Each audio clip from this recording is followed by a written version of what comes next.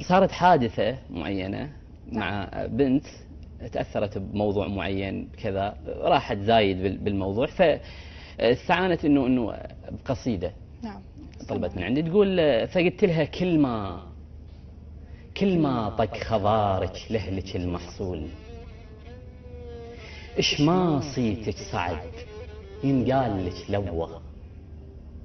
ترى البت قاح خصبة تموت على الفلاح، تحب خشونة ايده وتكره القسوة، عكس اخلاق بيتك بامك يمدحون،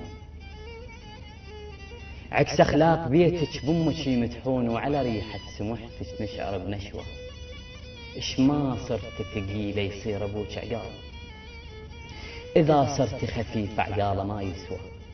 يا بني احنا نحشق ما نحب الخفاف، يا بني احنا نحشق ما نحب الخفاف، وندور العفيفة لتنحسب ثروة، ندور الثابتة والرزنة وام البيت، اذا على الوردة نحكي نجيبها بثروة، البت وبختها لها اثنينهم تاريخ،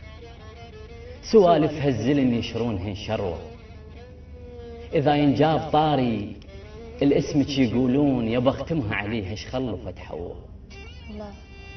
تستر بيتها من يغيب عطر البيت، ما تترك فراغ ولا تظل فجوة، كل ما صرت بير براسك يحلفون،